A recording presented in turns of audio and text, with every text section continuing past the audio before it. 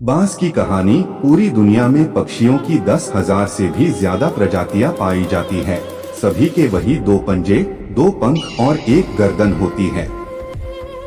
लेकिन इन्हीं में से एक ऐसा पक्षी है जिसकी एक अलग ही पहचान है, जो आसमान का सीना चीर के हजारों मीटर ऊपर 120 किलोमीटर पर आवर की रफ्तार से उड़ता है, जो खुद के कई गुना अधिक वजन के शिकार को भी अपने पंजों पे दबोचकर उड़ जाता है।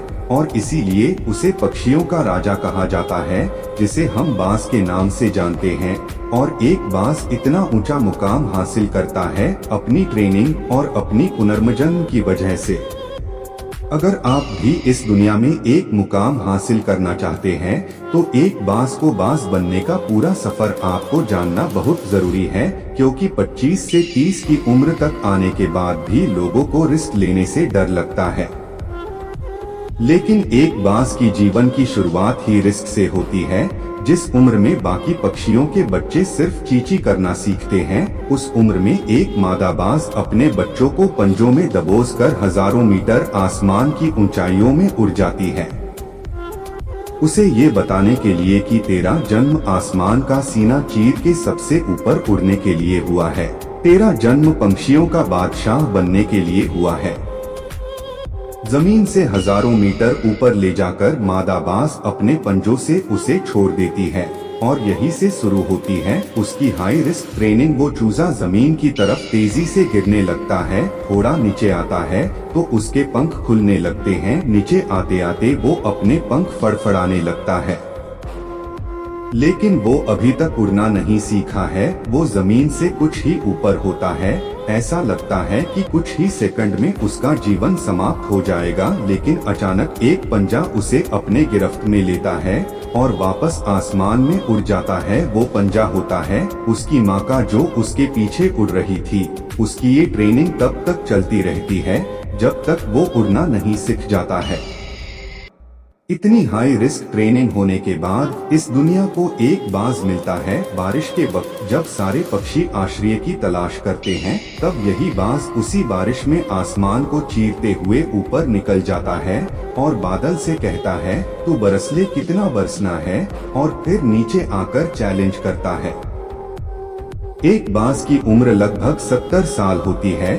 जब वह 40 साल का होता है, तब एक परेशानी उसकी जिंदगी में मौत बनकर आती है, जो आपकी परेशानियों की तुलना में बहुत बड़ी होती है, क्योंकि 40 साल की उम्र में बाज की चोंच इतनी मुड़ जाती है कि उसे शिकार निगलने में बहुत परेशानी होती है।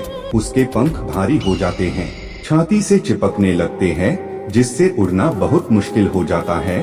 उसके पंजे लंबे और लचीले हो जाते हैं, जिससे वो शिकार को सही से नहीं पकड़ पाता। अब उस बाज के पास सिर्फ 3 रास्ते होते हैं। एक, वो अपने शरीर त्याग सकता है। 2, गिद्ध की तरह छोड़े हुए भोजन पे निर्भर हो जाए। और 3, सबसे कठिन और पीड़ादायक रास्ता, अपने आप को पुनः स्थापित का, फिर से आसमान का सीना चीरकर उड़ने का। और वो इसी तीसरे रास्ते को चुनता है और अपने पास के सबसे ऊंची चोटी पे पहुंच जाता है। वहां पर अपना घोंसला बनाता है और फिर शुरू होता है परेशानियों को जड़ से उखाड़कर आसमान में उड़ने का सफर। वह अपनी चोंच को एक चट्टान पर मार मार कर तोड़ देता है, लहूलुहान हो जाता है और इंतजार करता है नई चोंच के आने का।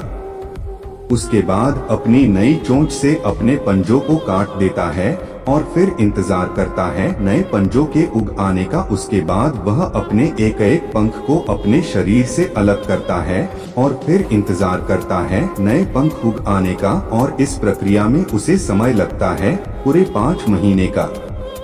इन 5 महीनों के कड़ी तपस्या से एक बाज का पुनः जन्म होता है। वो फिर से तैयार हो जाता है आसमान का सीना चीरकर उड़ने के लिए। जो 3 रास्ते बाज के पास थे, वही 3 रास्ते आपके पास होते हैं। लेकिन कुछ लोग पहले रास्ते को चुनते हैं और परेशानियों के तले दबकर सुसाइड कर लेते हैं। ज्यादातर लोग दूसरे रास्ते को चुनते हैं। वो परेशानियों का बोझ पड़ते ही अपने लक्ष्य को छोड़कर एक नॉर्मल लाइफ जीने लगते हैं। और कुछ वो लोग भी होते हैं जो इस परेशानियों को लात मारकर अपनी मेहनत के दम पर बाज की तरह आसमान की बुलंदियों को छूते हैं। दोस्तों, बाज की यह ट्रेनिंग हमें बहुत बड़ी सीख देती है कि अगर रिस्क लेना पड़े तो लो कि अपने फील्ड में अपने आप को इतना ट्रेंड कर लो कि उस फील्ड में आपसे ऊपर उड़ने के बारे में सोचकर लोगों के पसीने छूट जाए, तभी आप अपने फील्ड के बादशाह कहलाओगे।